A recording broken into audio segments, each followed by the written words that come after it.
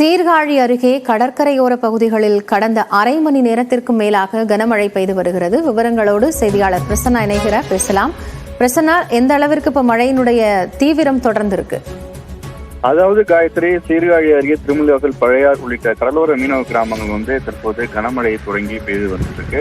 அதாவது வங்கக்கடல்ல உருவான குறைந்த காற்றழுத்த தாழ்வு பகுதி இன்று பெங்கல் புயலாக உருமாற உள்ளது. இதன் காரணமாக மயிலாடுதுறை, நாகை, கடலூர், திருவாரூர் உள்ளிட்ட டெல்டா மாவட்டங்களுக்கு மிக கனமழை பெய்யக்கூடும் என வானிலை ஆய்வு மையம் எச்சரிக்கை விடுத்திருக்குது. இந்நிலையில் சீர்காழி தாலுகா பகுதியில் உள்ள கடற்கரையோர மீனவ கிராமங்கள்ல கனமழை பெய்து தொடங்கி இருக்குது. நேற்று மாலை 4 மணியிலிருந்து இன்று காலை 11 மணி வரை சீர்காழி தாலுகா பகுதியில் மழை சற்று நின்று இருந்தது. நேற்று மதியம் 4:30 மணி வரை சீர்காழி தாலுகாவில் 4 சென்டிமீட்டர் மழை அளவு பதிவாகி இருந்தது.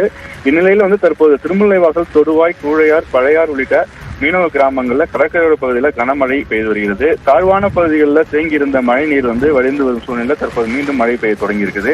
இதே போல மீனவ கிராமத்தில் உள்ள சுனாமி குடியிருப்பு பகுதியிலும் தேங்கியிருந்த தண்ணீர் வடிய தொடங்கி இருக்குது. ஆனால் தற்போது மீண்டும் மழை பெய்ததால் இந்த பகுதியில் தண்ணீர் வடிவதில் மீண்டும் சிக்கல் ஏற்பட்டிருக்கு. இதனால் இந்த மீனவர்கள் சோகத்தில் இருக்காங்க. அது மட்டும் இல்லாமல் புயல் எச்சரிக்கை காரணமாக சீர்காழி தாலுகாவில் உள்ள 16 கிராம மீனவர்கள் கடந்த 7 நாட்களாக கடலுக்கு மீன்பிடிக்க செல்லாமல் 2000க்கும் மேற்பட்ட பைபர் படகுகளையும் 200க்கும் மேற்பட்ட விசைப்படகுகளையும் பாதுகாப்பாக கரையில் நிறுத்தி வச்சிருக்காங்க. காயத்ரி, நன்றி பிரசன்னா, விவரங்களை வழங்கியமைக்காக.